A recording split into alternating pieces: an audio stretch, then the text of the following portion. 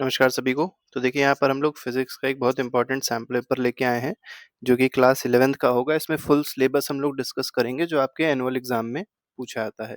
तो क्वेश्चंस बहुत सारे हैं, कई सारे क्वेश्चंस हैं, अप्रॉक्सिमेटली 33 क्वेश्चंस होंगे। हम लोग जल्द से जल्द इसको कंप्लीट करने की कोशिश करेंगे और देखेंगे इसके आंसर्स क्या हो सकते हैं। तो पहला क्वेश्चन कहा गया, out of the following pair which one do not have identical dimensions. तो किसका आइडेंटिकल डायमेंशन नहीं होता है? वर्क और टॉर्क का होता है। एंगुलर मोमेंटम प्लैंक्स कांस्टेंट, इसका भी होता है। इसके बाद इम्पल्स और मोमेंटम का भी सेम होता है, लेकिन moment of inertia, moment of force इनका अलग अलग होता है। ठीक है, आगे बढ़ते हैं। Speed of two identical cars are u and four u at specific instant. The ratio of distance at which two cars are stopped. तो देखिए डिस्टेंस का जो आपको बताना है कि जहां पर दोनों कार स्टॉप होंगी उसका रेशियो क्या होगा। तो S is equal to u t plus half a t square लगाएंगे तो नहीं आएगा यहाँ पे। V square is equal to u square plus two a s लगा लीजिए। V square is equal to u square plus two a s. ठीक, अब यहाँ पर अगर आप देखेंगे तो क्या कहा गया, डिस्टेंस निकालना है तो एस का रेशियो चाहिए। ठीक है, फाइनल वेलोसिटी जीरो हो जाएगी तो इसको इधर जीरो भेज दीजिए। अब बात करी गई है एक्सेलरेशन की, तो आइडेंटिकल कार से तो हम ये मान सकते हैं कि इनमें एक्सेलरेशन सेम होगा। ठीक है, बस क्या कहा गया, एक कार की वेलोसिटी u है, दूसरे कार की वेलोसिटी u है, और 4u है, u है। तो आप देख सकते हैं यहाँ पर जो s है वो किस पे डिपेंड कर रहा है, u स्क्वायर पे। तो s is directly proportional to u square हो जाएगा। इसका मतलब s1 अपॉन s2 हो जाएगा, u हो जाएगा u स्क्वायर अपॉन 4u का होल स्क्वायर, तो हो जाएगा 1/16। तो 1:16, that is option number D is correct. Third पे आते हैं। थर्ड क्वेश्चन देखिए क्या कहा गया, द वेलोसिटी टाइम ग्राफ है स्लोप ए एम बी। अब देखिए यहाँ पर स्लोप आपको दिखाई पड़ रहा है, कुछ पहले नीचे आ रहा है बॉडी, फिर ऊपर की ओर जा रहा है। मतलब जो एक्सेलरेशन है पहले डिक्रीज हुआ, फिर एक्सेलरेशन इंक्रीज कर रहा है। ठीक है, अब कहा क्या गया है, what would be the shape of corresponding acceleration time graph.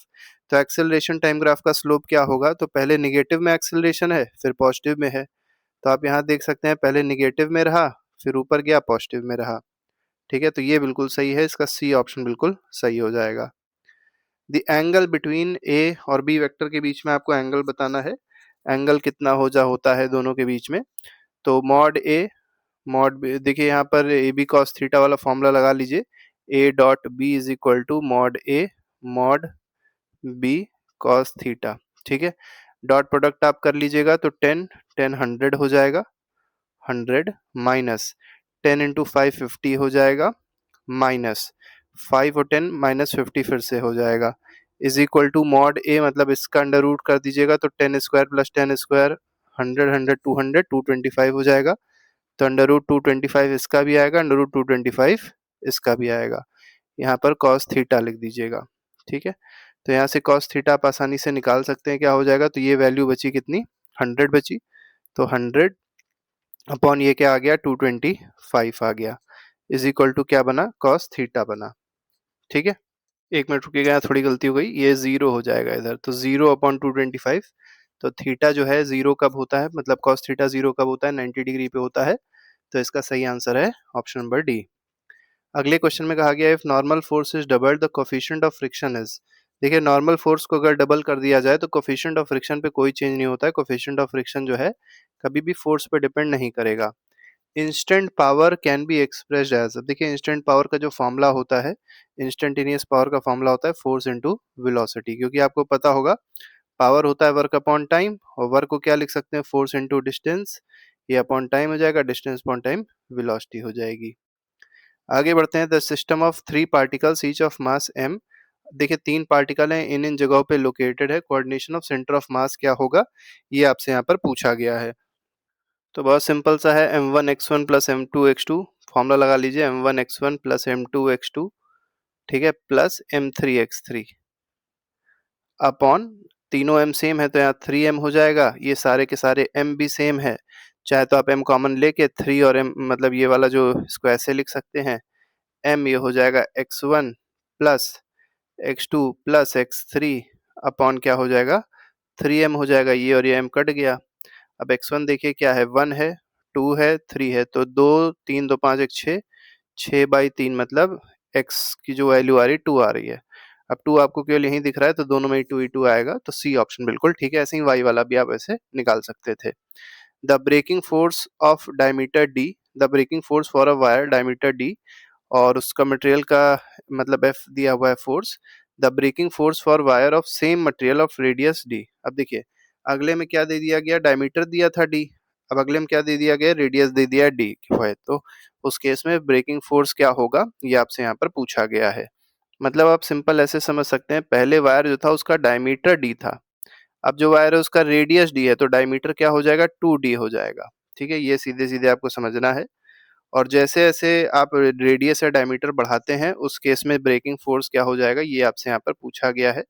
तो रेडियस यहाँ पर आप देख सकते हैं बढ़ गया, तो जो ब्रेकिंग फोर्स होगा वो भी बढ़ जाएगा, और स्क्वायर टाइम्स बढ़ता है तो 4f हो जाएगा यहाँ पे, तो 8 का डी ऑप्शन बिल्कुल ठीक है। बस ये याद रखिएगा, जो ब्रेकिंग फोर्स होता है रेडियस के स्क्वायर के डायरेक्टली प्रोपोर्शनल होता है। If the liquid neither rises nor falls in a capillary tube the angle of contact is. अब देखिए यहाँ पर कैपिलरी ट्यूब है ना, उसमें लिक्विड जो है वो राइज कर रहा है और ना लिक्विड फॉल कर रहा है, तो इसका मतलब ये हुआ कि एंगल ऑफ कांटेक्ट कितना है, 90 डिग्री है। The temperature gradient of 0.5 metre long is 80 degree Celsius per metre. The temperature of hotter end of the rod is 30 degree Celsius, temperature of colder end is. अब देखिए आपको यहाँ पर बताना है कोल्डर एंड जो होगा उसका टेम्परेचर कितना होगा, ये पूछा गया आपसे। तो देखिए टेम्परेचर ग्रेडियंट दिया था, टेम्परेचर ग्रेडियंट का मतलब होता है डेल्टा टी बाई एल। ये कितना दिया था, ये आपको दिया था 80 डिग्री सेल्सियस पर मिनट पर मीटर। अब 80 डिग्री को आप डेल्टा टी कर लीजिए, तो T hot minus T cold upon length देखिए कितनी है, 0.5 है। ठीक है, इसको आप उधर मल्टीप्लाई कर देंगे तो 40 आ जाएगा, is equal to T hot आपको दिया गया है 30, आपसे पूछा गया कोल्ड वाला, तो टी एल जो हो जाएगा वो क्या हो जाएगा, ये पूछा गया आपसे, तो -10 हो जाएगा। सॉल्व कर लीजिएगा, -10 आ जाएगा आपका।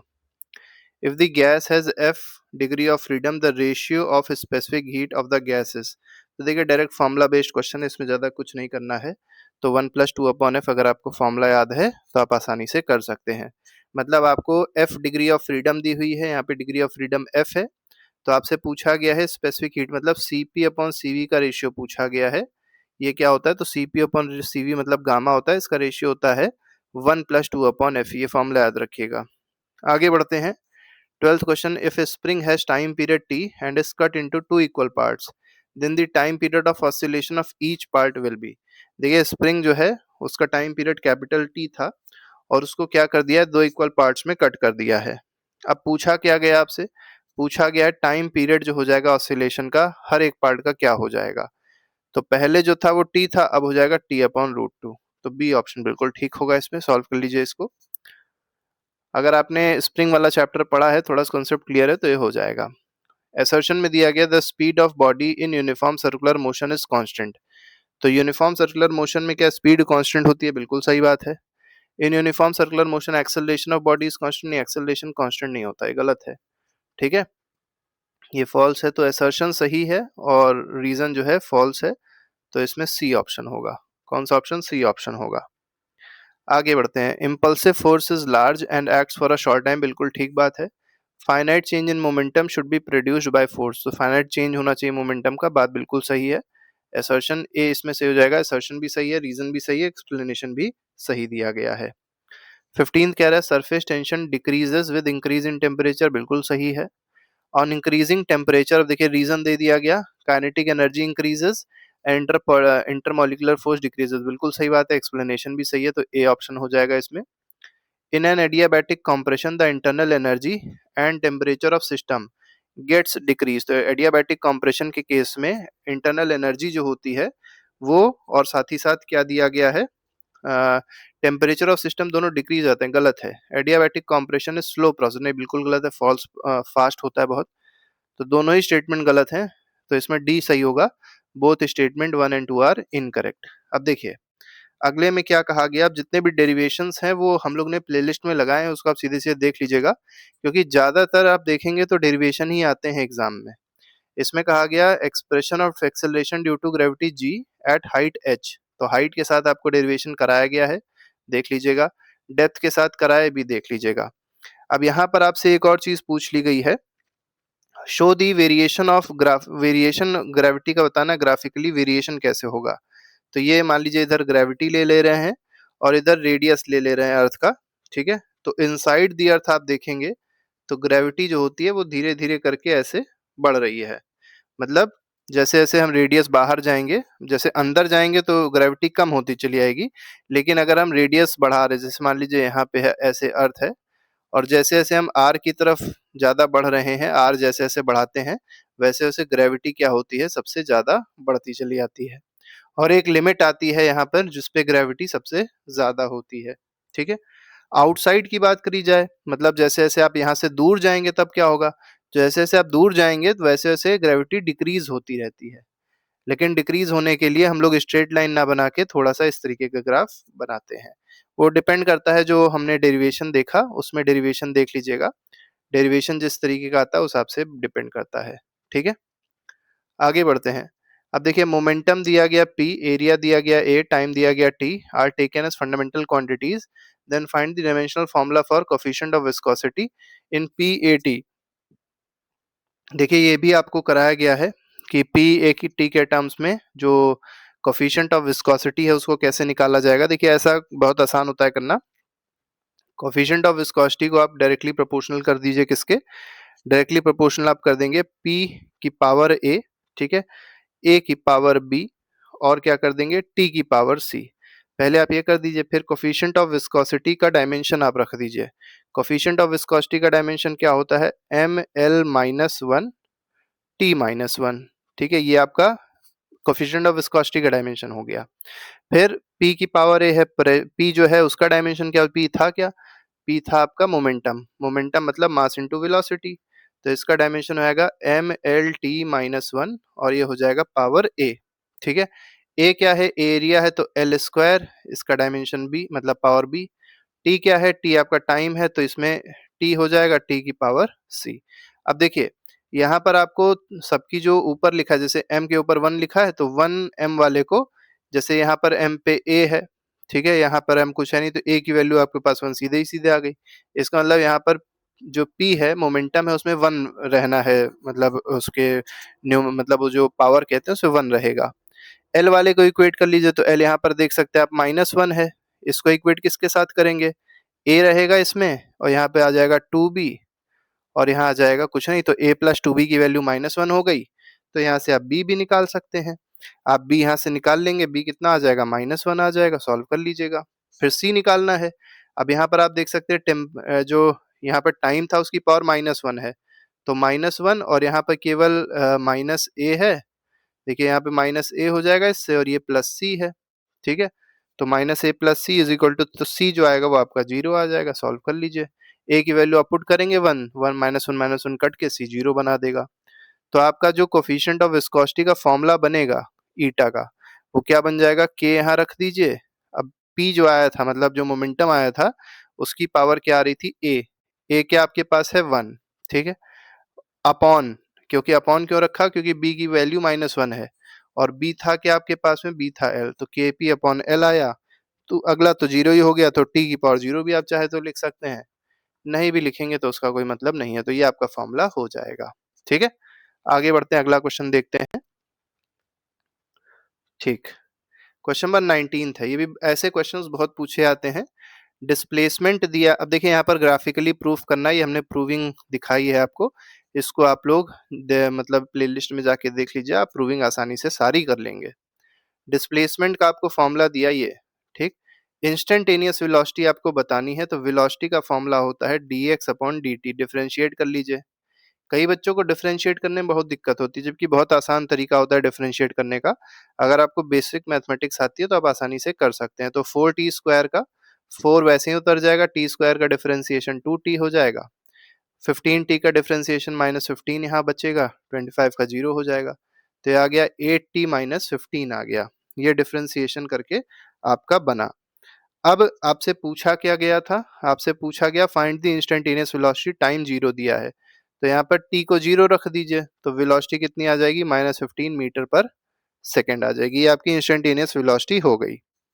अब इंस्टेंटेनियस एक्सेलरेशन भी निकालना था, तो एक्सेलरेशन के लिए वेलोसिटी को डिफरेंशिएट कर दिए, तो dv/dt कर दीजिए। v आपके पास 8t माइनस 15 था, तो डिफरेंशिएट जब करेंगे 8t का तो 8 हो जाएगा, 15 का तो 0 हो जाएगा, तो 8 मीटर पर सेकंड स्क्वायर यही आपका इंस्टेंटेनियस एक्सेलरेशन भी मिल जाएगा। What can you infer about the acceleration of the direction, मतलब एक्सेलरेशन के बारे में आप क्या देख पा रहे हैं, क्या समझ पा रहे हैं? तो एक्सेलरेशन जो है कांस्टेंट वैल्यू है, यही समझ में आ रहा है कि एक्सेलरेशन कांस्टेंट रहेगा थ्रू आउट द मोशन। ठीक है। बाकी बेटर, अगर आप मान लीजिए सेफ साइड खेलना चाह रहे हैं, तो बेटर ये रहता है कि जो डेरिवेशंस होते हैं, हमने बहुत आसान तरीके से पूरी प्लेलिस्ट में बताए हैं, उसको आप अगर देखेंगे तो आपके सारे डेरिवेशंस क्लियर हो जाएंगे, बहुत आसान तरीके से समझ जाएंगे आप। Will the two spheres of equal mass and radii, one solid and hollow sphere, have equal moment of inertia? Give reason. देखिए, आपसे पूछा गया है दो इक्वल मासेस हैं, ठीक है। मान के चलिए ये इसका मास m है और इसका रेडियस जो है कैपिटल r है, और ये सॉलिड है, ठीक है। दूसरा दिया गया हॉलो है, लेकिन इसका मास अभी भी m है, और इसका रेडियस जो है, आउटर रेडियस मान लीजिए अभी भी r ही है। तो क्या दोनों का मोमेंट ऑफ इनर्शिया जो है वो सेम रहेगा? ठीक। अब देखिए जो मोमेंट ऑफ इनर्शिया है दोनों में सेम नहीं रहेगा। क्यों नहीं सेम रहेगा? क्योंकि इस केस में अगर आप देखेंगे, इतना पोर्शन तो हॉलो है, इसका मतलब पूरा मास जो है केवल यहाँ पर कंसंट्रेटेड है, मतलब जो सेंटर है उससे दूर कंसंट्रेटेड, और इसमें अगर आप देखेंगे मास जो है पूरा यूनिफॉर्मली कंसंट्रेटेड है। ठीक। इस वजह से कह सकते हैं कि मोमेंट ऑफ इनर्शिया दोनों में सेम नहीं रहेगा, क्योंकि मोमेंट ऑफ इनर्शिया मास के कंसंट्रेशन पे डिपेंड करता है कि मास जो है बॉडी में किस तरीके से कंसंट्रेटेड है, कहाँ पर कंसंट्रेटेड है। ठीक है, तो ये बात याद रखिएगा, बहुत ही इंपॉर्टेंट है। आगे बढ़ते हैं, अगला क्वेश्चन देखेंगे, इसको थोड़ा रब कर देते हैं पहले। क्वेश्चन नंबर 21 न्यूमेरिकल बेस्ड है, न्यूमेरिकल आसान है। At what temperature is the RMS velocity of hydrogen molecule equal to an oxygen molecule at 47 degree Celsius? तो देखिए, ऑक्सीजन का आपको टेम्परेचर दे दिया है इस टेम्परेचर पे, और आपसे पूछा है किसका? हाइड्रोजन का। ठीक है, ये आपसे यहाँ पर पूछा गया है। अब रूट मीन स्क्वायर वेलोसिटी का फॉर्मूला याद रखिएगा, आरएमएस का, वी आरएमएस का फॉर्मूला होता है √3 kT/m। ठीक है। अब यहाँ पर अगर आप देखेंगे वी आर एम एस तो सेम रखना है, क्योंकि कहा गया V R M S equal होना चाहिए। के कांस्टेंट है, इसका कोई मतलब नहीं रहेगा इस इक्वेशन, मतलब केवल दो चीजों से, टेम्परेचर से और मॉलिक्यूलर मास से। अब अगर टेम्परेचर को देखा जाए ध्यान से, तो टेम्परेचर कितना है? तो ऑक्सीजन मॉलिक्यूल बोला गया है, मतलब O2 बात करी गई है, और यहाँ पे हाइड्रोजन मॉलिक्यूल है, इसका मतलब H2 की बात करी गई है। ठीक है, तो यहाँ से अगर आप निकालेंगे तो molecular mass directly proportional temperature, ऐसे समझ जाइए। तो molecular mass of first upon molecular mass of second is equal to temperature of first upon temperature of second, ऐसे कर दीजिए। तो पहला मॉलिक्यूलर मास किसका था? हाइड्रोजन, तो इसका 2 होता है।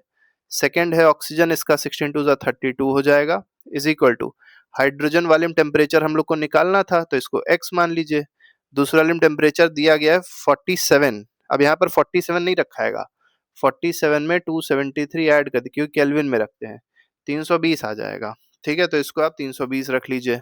ठीक है, ये हो गया, ये आपका कट गया 20, ये आ गया 10, और ये ऊपर चला गया, तो x की वैल्यू आपके पास आ गई 20 डिग्री। अब ये जो 20 डिग्री मतलब 20 आया, केल्विन में आया, बात याद रखिएगा। तो 20 केल्विन पे ये चीज इक्वल हो जाएगी। आगे पूछा गया बैंकिंग ऑफ रोड्स क्या होती है? तो देखिए, बैंकिंग ऑफ रोड से रिलेटेड भी हमने डेरिवेशन जो है वो कराया हुआ है।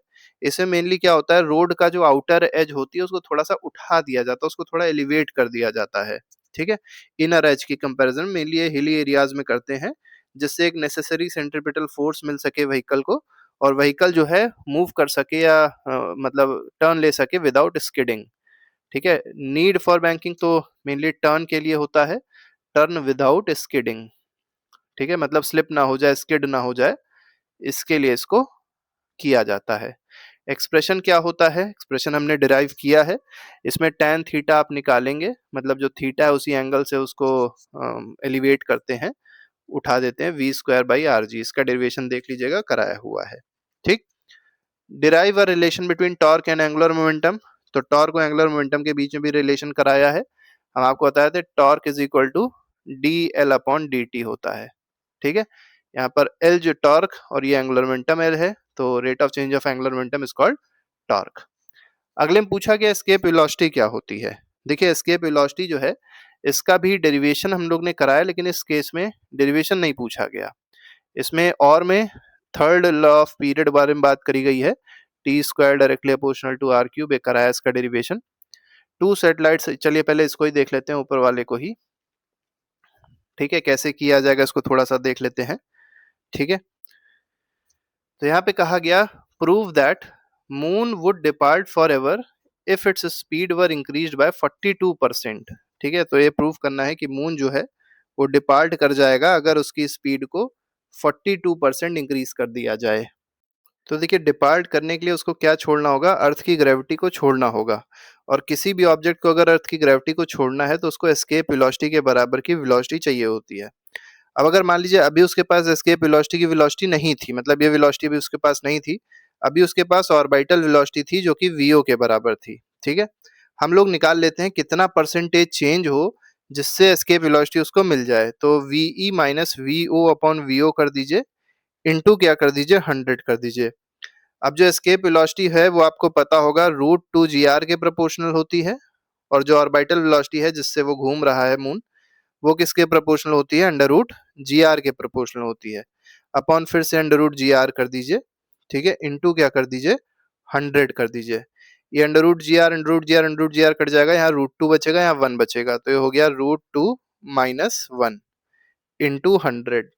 √2 की वैल्यू 1.414 होती है, माइनस 1 इंटू 100, तो ये अप्रोक्सीमेट जो आ जाएगा वो 41.4% आ जाएगा।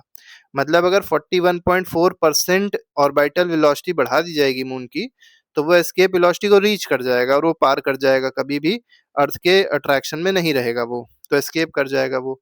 तो ये अप्रोक्सीमेटली 42% के बराबर ही है, तो यही इसका आंसर हो जाएगा। ठीक है, आगे देखिए अगले क्वेश्चन में क्या कहा गया। तो state Kepler's third law of period, ये तो हमने बताया, T square directly proportional to R cube. Square of time period of revolution of planet is directly proportional to, तो square of time period directly proportional to cube of semi major axis. ठीक है, elliptical orbit का जो semi major axis होता है उसके cube के directly proportional होता है। अब कहा गया two satellites are at different heights h1 greater than h2 from the surface of earth, which would have greater velocity. तो देखिए, ऑर्बिटल वेलोसिटी का फॉर्मूला बहुत सिंपल सा है। ऑर्बिटल वेलोसिटी का फॉर्मूला होता है √g m upon r plus h। ठीक है, तो √g m, कैपिटल G है यूनिवर्सल ग्रेविटेशनल कांस्टेंट, m मास है, r जो रेडियस है और h जो हाइट है। अब आप समझ सकते हैं कि किसके पास ज्यादा वेलोसिटी होगी, तो वेलोसिटी इनवर्सली प्रोपोर्शनल है डिस्टेंस के या हाइट के, तो जिसकी हाइट ज्यादा है उसकी वेलोसिटी वहां पे कम हो जाएगी। अगले क्वेश्चन पे आते हैं। अब थोड़े से थियोरेटिकल क्वेश्चंस आपको यहाँ पर मिलेंगे, पहले इसको रब कर देते हैं। ठीक, अब देखिए इसमें क्या कहा गया, explain why a brass tumbler feels much colder than a wooden tray on a chill day. तो वुडन ट्रे आप टच करिए और एक ब्रास मतलब मेटल को टच करिए, और बहुत ही ठंडा दिन है तो आपको ऐसा लगेगा वुडन ट्रे जो है कम गर्म, मतलब कम ठंडी है, और ब्रास टम्बलर जो है वो बहुत ज्यादा ठंडी है। इसके पीछे जो रीजन है वो है वुड जो है वो पुअर कंडक्टर होता है। ठीक है, पुअर कंडक्टर होता है तो बहुत कम हीट ट्रांसफर होती है वुड से हमारे हैंड में। ठीक है, तो पुअर कंडक्टर होने की वजह से जो हीट ट्रांसफर हो रहा होगा, ठीक है, हीट ट्रांसफर कहाँ से कहाँ हो रहा होगा, वुड से हमारे हैंड में जो हीट ट्रांसफर हो रहा होगा बहुत ही कम होगा। लेकिन ब्रास जो है वो गुड कंडक्टर है, तो बहुत जल्दी से इसमें हीट ट्रांसफर हो जाएगी। हीट मतलब यहाँ पर कोल्डनेस की बात कर सकते हैं, तो कोल्डनेस या हीट बहुत तेजी से ट्रांसफर हो जाएगी हमारे हैंड में, तो हम लोग को ये ज्यादा ठंडा लगता है। The earth without its atmosphere would be inhospitably cold, मतलब अगर अर्थ पे एटमॉस्फेयर नहीं है तो बहुत ज्यादा वो कोल्ड होगी, ये पूछा गया है आपसे। बिल्कुल होगी। तो देखिए होता क्या है, जो एटमॉस्फेयर है, जैसे मान लीजिए ये हमारा अर्थ है, इसके आसपास एटमॉस्फेयर है, तो ऊपर से जब हीट आती है और ये जो रेडिएशंस आ रही हैं, ये इंसोलेशन होती है, शॉर्ट वेव रेडिएशन होती है, एनर्जी इसमें फ्रीक्वेंसी ज़्यादा होती है, वेवलेंथ कम होती है, आसानी से अंदर एंटर कर जाती हैं, और अर्थ उस गर्म हो जाता है दोपहर के टाइम पे। लेकिन जब शाम हो रही होती है, जब रात हो रही होती है, तो क्या होता है, अर्थ के हीट, जब अर्थ हीट हुई तो ये भी रेडिएशन इजेक्ट करती है। ये जो रेडिएशन इजेक्ट करती है वो लॉन्ग वेव होती है, और उसको फ्रीक्वेंसी कम है, वेवलेंथ ज्यादा है, तो ये वापस कर देगी एटमॉस्फेयर, जिसकी वजह से अर्थ पे एक टेम्परेचर हीटेड बना रहता है। अब अगर मान लीजिए एटमॉस्फेयर हटा दिया जाए तो जितनी हीट आ रही थी उतनी हीट बाहर निकल जाएगी तुरंत। तो जो एटमॉस्फेयर हमारा, जो हमारा ये कह सकते हैं अर्थ जो नॉर्मल टेम्परेचर बना रहता था, वो बहुत ज्यादा कोल्ड बना रहेगा।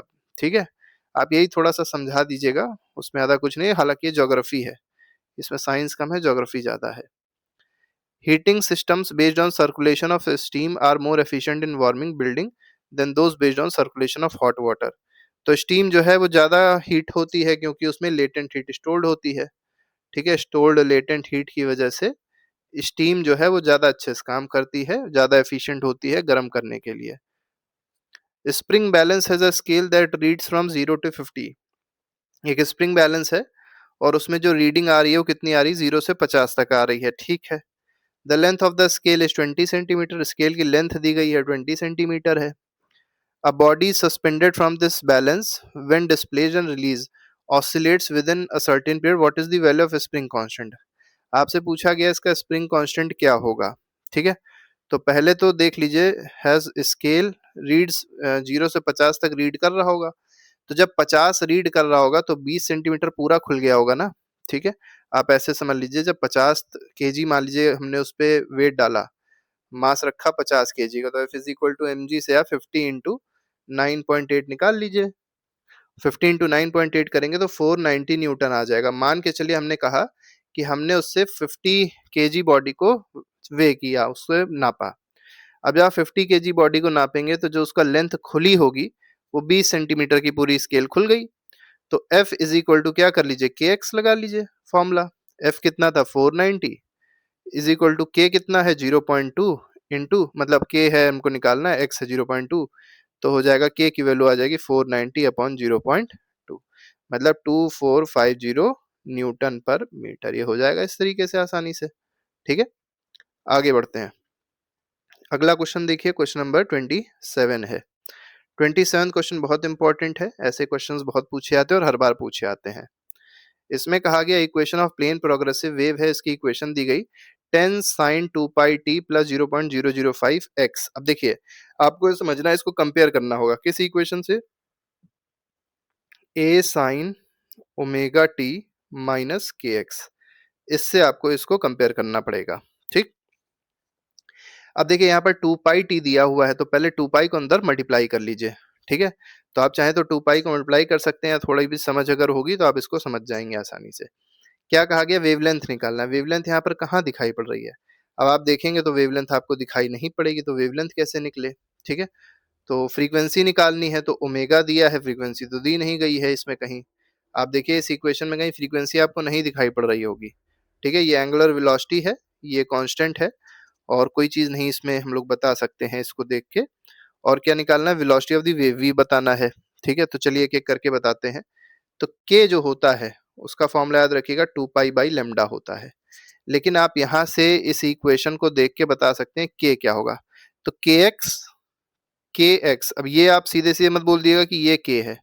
के जो होगा वो 2 पाई इंटू ये होगा, तो 2 pi into 0.005 is equal to 2 pi by lambda. 2 pi cut गया, यहाँ से लेमडा की वैल्यू आप निकाल लीजिए, 1 अपॉन 0.005 हो जाएगा।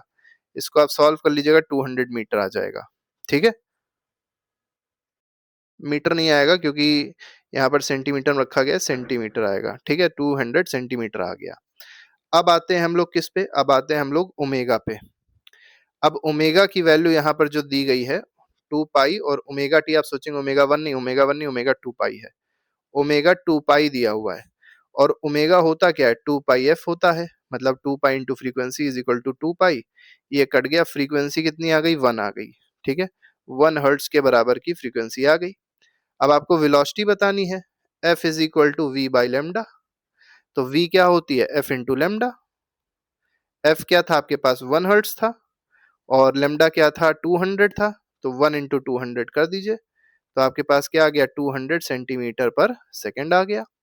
तो तीनों चीज आप लोग ने आसानी से बता ली। ठीक है, आगे बढ़ते हैं। अब देखिए यहाँ पर अगले क्वेश्चन में आपसे पूछा गया है, discuss various modes of vibration in open organ pipe. तो ओपन ऑर्गन पाइप में अगर आप देखेंगे 3 मोड आप समझा सकते हैं। फर्स्ट मोड समझा सकते हैं, सेकेंड मोड बता सकते हैं, थर्ड मोड बता सकते हैं। इसका पूरा डेरिवेशन हम लोग ने कराया है, उसको आप देख लीजिएगा, आसानी से समझ जाएंगे। ठीक है, जो फ्रीक्वेंसी आएगी फर्स्ट मोड में, अब इसमें कहा गया है रेशियो ऑफ फ्रीक्वेंसीज बतानी है। तो फर्स्ट मोड में जो फ्रीक्वेंसी आती है वो आती है 1/2L under root of gamma P upon rho आती है। ठीक, सेकंड मोड में जो फ्रीक्वेंसी आएगी वो कितनी आ जाएगी, ये आती है 1/L under root gamma P upon rho. मतलब ये गामा पी बाई रो तो सब में कांस्टेंट रहेगा, बस चेंज क्या हो रहा है 1/2L से 1/L हो गया। इसी तरीके से थर्ड फ्रीक्वेंसी देख लीजिए, ये आती है 3/2L, ठीक है, under root gamma P by rho. अब क्या करिए, तीनों की फ्रीक्वेंसी का रेशियो देख लीजिए, ये रेशियो जो आएगा 1:2:3 आ जाएगा। तो आसानी से हो सकता है, इसमें कोई ऐसी दिक्कत आपको नहीं होगी। आगे बढ़िए, अब आते हैं यहाँ पर केस स्टडी बेस्ड क्वेश्चन दिया गया है। मोमेंटम देखिए, पहले आप पूरा पढ़ लीजिए, वैसे फिजिक्स का ही है बेसिक, नहीं भी पढ़ेंगे तब भी आप समझ जाएंगे। The momentum of system is conserved, ठीक है, कंजर्व्ड कब रहता है, तो पहला दिया गया ऑलवेज कंजर्व्ड रहेगा, नहीं, नेवर कंजर्व्ड नहीं, in the absence of external force, ये बिल्कुल सही, जब एक्सटर्नल फोर्स नहीं लगता है तो मोमेंटम कंजर्व रहता है। A shell of mass 10 kg is moving with the velocity 10 meter per second, then its blast and form into two masses 9 and 1 kg respective. The first mass is stationary, the velocity of second is, तो बहुत simple है, यहाँ पर momentum conserve कर दीजिए, तो m1 देखिए ये वाला मास इनटू पूरा वेलोसिटी, ये टोटल इनिशियल मोमेंटम हो गया। फाइनल मोमेंटम देखेंगे तो फर्स्ट मास स्टेशनरी है, मतलब 9 kg वाला स्टेशनरी है, तो 9 इंटू वेलोसिटी उसकी जीरो हो गई, तो 9 इंटू जीरो कर दीजिए, प्लस 1 वाले को मल्टीप्लाई कर दीजिए v से। अब आपको पता 10 इंटू 10 100, तो 100 मीटर पर सेकेंड इसका आंसर हो जाएगा, क्योंकि ये तो जीरो ही था। ठीक, आसान है।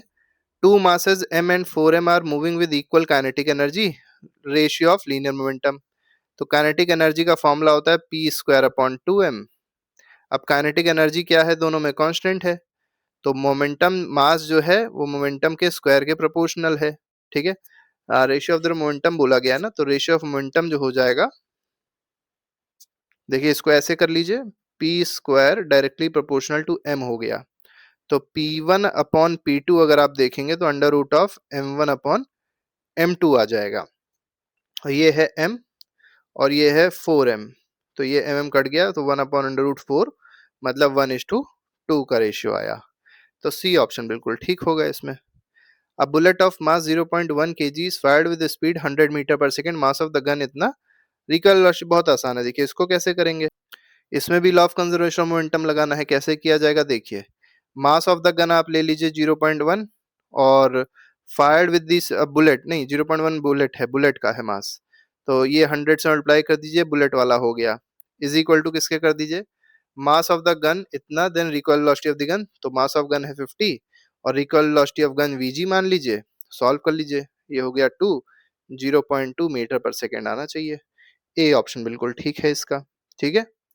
A bullet is fired from rifle if the rifle recoils freely, then kinetic energy of rifle is, अब देखिए अगर फ्रीली जो मतलब कह सकते हैं राइफल जो है रिकॉइलिंग फ्री तरीके से हो रही है, तो काइनेटिक एनर्जी जो राइफल की होगी वो क्या होगी, वो less than that of bullet होगी, ठीक है, तो ए ऑप्शन बिल्कुल ठीक है।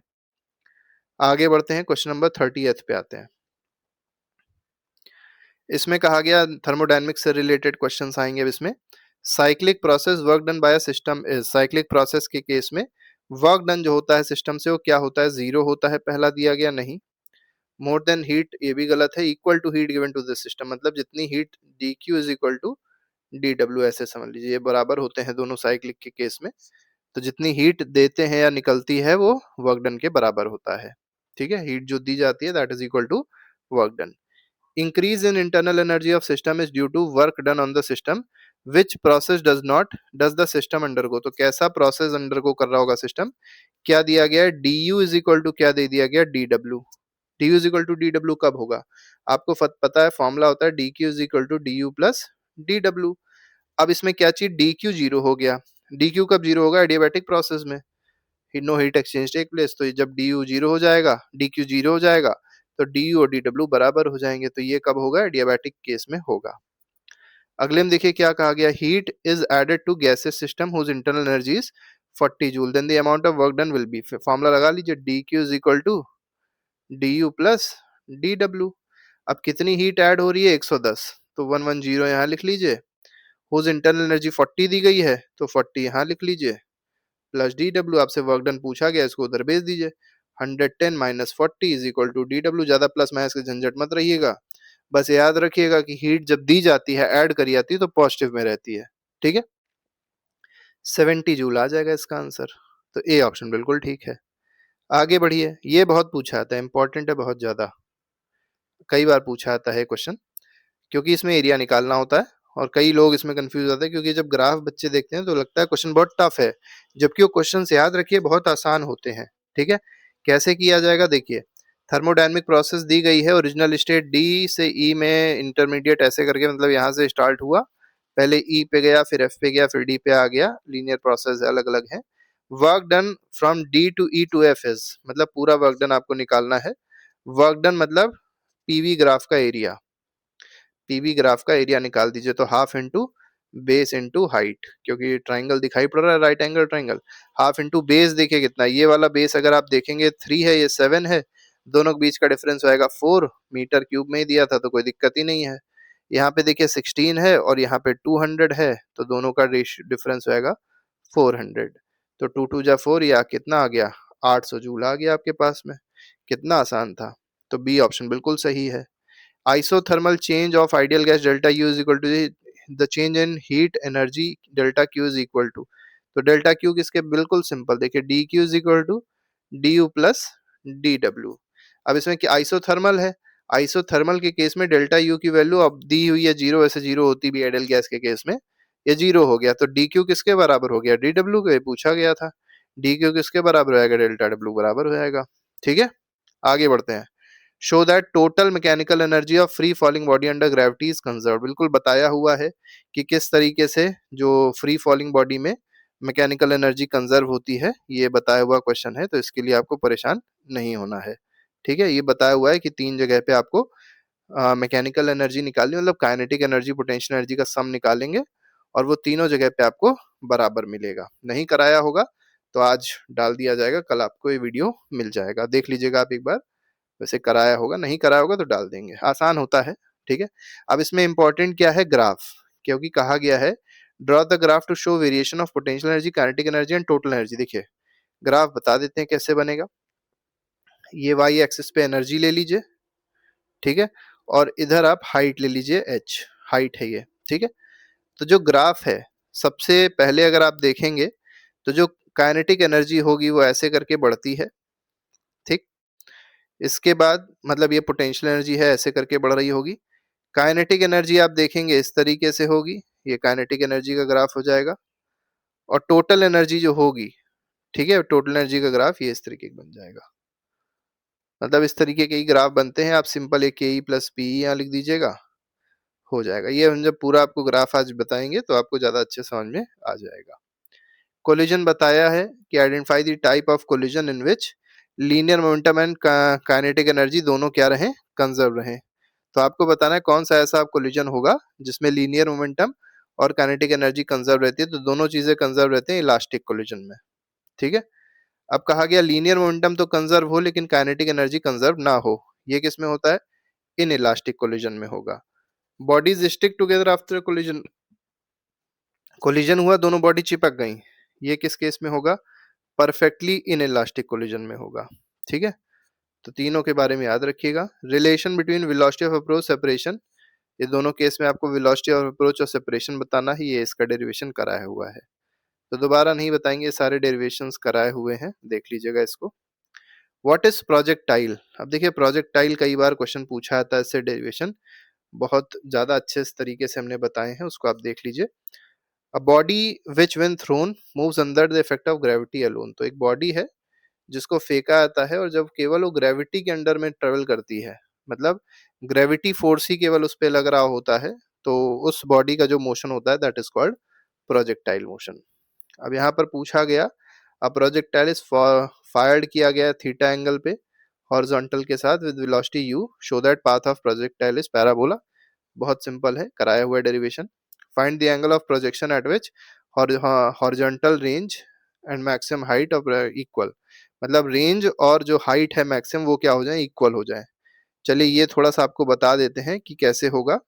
ठीक है, ये दोनों इक्वल किस केस में होंगे, किस एंगल पे होंगे। तो रेंज का फॉर्मूला अगर आप देखेंगे होता है u square sine 2 theta by g. ठीक है, मैक्सिमम हाइट का फॉर्मूला होता है u square sine square theta by 2 g. G और जी देखिए कट गया, यू स्क्वायर कट गया। अब यहाँ पर साइन 2 थीटा है, साइन 2 थीटा को लिखते हैं 2 sine theta cos theta upon upon कुछ नहीं बचेगा तो 1 हो गया is equal to sine square theta. अब देखिए एक साइन थीटा है, साइन थीटा कट गया, कॉस थीटा नीचे चला जाएगा, tan theta is equal to 2 आ जाएगा। Tan theta is equal to, एक चीज यहाँ पे और भूल गए, थोड़ा सा यहाँ पे 2 और होगा, तो ये जो 2 है ऊपर जाएगा तो 2 2 जा 4 बना देगा, तो 4 tan theta is equal to 4 आ गया। तो थीटा की वैल्यू क्या आ गई, टेन इनवर्स 4 आ गई। टेन इनवर्स 4 अगर आप लिख देंगे तो भी सही है, इसकी वैल्यू जो अप्रोक्सीमेट होती है वो 75 डिग्री होती है, तो आप ये भी लिख सकते हैं। ठीक है, इसके बाद parallelogram law of vector addition कराया हुआ डेरिवेशन है। derive the expression of magnitude of resultant of two vectors inclined at an angle theta। तो बहुत सिंपल सा डेरिवेशन है, कराया हुआ ये भी डेरिवेशन है कि किस तरीके से हम लोग मैग्नीट्यूड निकाल सकते हैं। Two equal forces have the squares of their resultant equal to 3 times their product, find the angle. ये बहुत अच्छा है, इसको बताते हैं। देखिए इसको नीचे बताएंगे, थोड़ी जगह ज्यादा है यहाँ पे। टू इक्वल फोर्सेस मतलब दो फोर्सेस दिए हैं, मतलब F1 जो है वो F के बराबर है, F2 जो है वो भी F के बराबर है। ठीक है, have the square of their resultant equal to, have the square, तो स्क्वायर ऑफ रिजल्टेंट जो दिया गया है, मतलब रिजल्टेंट का स्क्वायर जो है किसके बराबर है, equal to 3 times their product, मतलब इन दोनों के प्रोडक्ट के 3 टाइम्स, तो 3 इंटू एफ मतलब 3f स्क्वायर कह सकते हैं। ये हो गया। क्या पूछा गया, एंगल बिटवीन देम बताना, मतलब इन दोनों फोर्सेस के बीच में एंगल क्या होगा। रिजल्टेंट का फॉर्मूला पता होना चाहिए, रिजल्टेंट का square is equal to A square plus B square plus 2ab cos theta. ठीक, अब रिजल्टेंट देखिए, रिजल्टेंट का स्क्वायर क्या दिया था, 3f का स्क्वायर दिया है, इज इक्वल टू ए मतलब पहला फोर्स एफ स्क्वायर, बी मतलब दूसरा force F square plus 2 into A B मतलब एफ इंटू एफ, ठीक है, इंटू कॉस थीटा।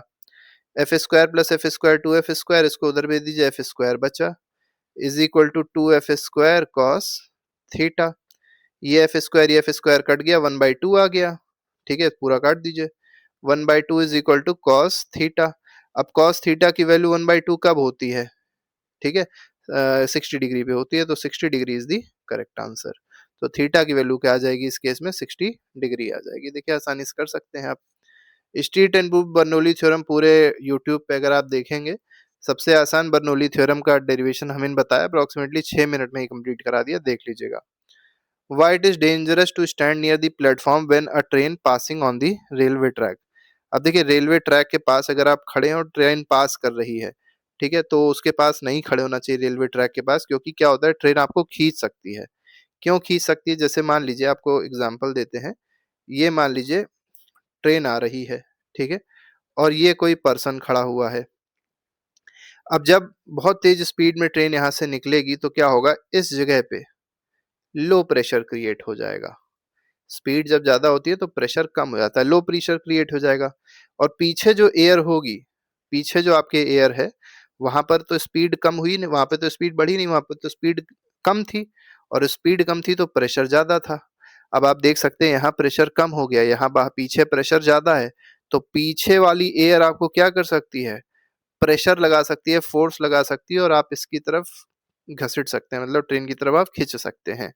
इस वजह से मना किया जाता है कि कभी भी बहुत ट्रेन के पास नहीं खड़े होना चाहिए जब ट्रेन बहुत तेजी से आ रही हो। तो expression of excess pressure inside a soap bubble कराया हुआ क्वेश्चन है, और डेरिवेशन कराया हुआ है, देख लीजिएगा। अब अगला क्वेश्चन देख लेते हैं, न्यूमेरिकल है, ये थोड़ा सा इंपॉर्टेंट है, आता है न्यूमेरिकल, चलिए इसको भी देख लेते हैं। इसमें देखिए क्या कहा गया, इसमें कहा गया है 8 ड्रॉप्स हैं, 8 drops of equal radius coalesce मतलब मिलते हैं और बना देते हैं एक बड़ा drop. What is the ratio of surface energy of bigger drop to the smaller drop. Surface tension of liquid is sigma. ठीक है, तो सिंपल आपसे कहा गया, पहले आप ये समझिए, वॉल्यूम जो होगा वो तो सेम ही रहेगा, तो वॉल्यूम ऑफ 8 स्मॉल ड्रॉप जो होगा, ये किसके बराबर हो जाएगा, is equal to volume of 1 big drop. ठीक, अब क्या लिख सकते हैं, 8 इंटू, क्योंकि स्फेरिकल होता है, 4/3 pi into R cube, R इसलिए रखा है स्मॉल ड्रॉप है, is equal to 4/3 pi into ये बड़े वाले ड्रॉप का रेडियस है कैपिटल आर, 4/3 पाई 4/3 पाई काट दीजिए। यहाँ से आपको आर की वैल्यू मिल जाएगी 2 स्मॉल आर के बराबर। ठीक। अब सरफेस एनर्जी जो है उसका फॉर्मूला क्या होता है? सरफेस एनर्जी का फॉर्मूला क्या होता है? 4 पाई आर स्क्वायर इंटू सिग्मा। मतलब सरफेस टेंशन को किससे मल्टीप्लाई कर दीजिए? उसके पूरे एरिया से मल्टीप्लाई कर दीजिए। अब बिग ड्रॉप अगर आप देखेंगे उसका सरफेस टेंशन हो जाएगा 4 pi capital R square into sigma. ठीक। और स्मॉल ये बिग वाले का है। ऐसे ही सरफेस एनर्जी स्मॉल वाले की क्या हो जाएगी? 4 pi small R square into sigma. Surface tension तो सेम ही रहेगा। अब आपको क्या पता करना है यहाँ पे? यहाँ पर आपको पता करना है U1 अपॉन U2। मतलब दोनों, ये इसको मान लीजिए U1 है, इसको मान लीजिए U2 है। अब देखिए यहाँ से आपको R की वैल्यू 2R मिल रही है, capital R is equal to 2R। तो इसको ऐसे भी लिखा सकता है 4 पाई इंटू 2R का होल स्क्वायर इंटू सिग्मा। तो लिख दीजिए इसको 4 पाई इंटू 2R का whole square into sigma upon 4 pi into R square into sigma. Sigma sigma cut गया, 4 पाई कट गया, ये हो गया 4R² upon R square 4:1 ratio आ रहा है। तो देखिए कितना आसान क्वेश्चन था, 4:1 का रेशियो आ गया। बाकी डेरिवेशन जो है वो हमने आपको कराए हुए हैं, उसको आप लोग देख लीजिएगा एक बार ठीक से। बाकी ये पूरा पेपर होता है समाप्त। आपको जो स्कूल में पेपर मिलेगा, यहाँ से बहुत सारे क्वेश्चंस आपको स्कूल में कवर अप हो जाएंगे। बाकी अगर वीडियो अच्छा लगा हो तो लाइक जरूर कर दीजिएगा और चैनल को सब्सक्राइब करना मत भूलिएगा। तो अभी के लिए फिलहाल नहीं, thank you very much, good bye, जय हिंद।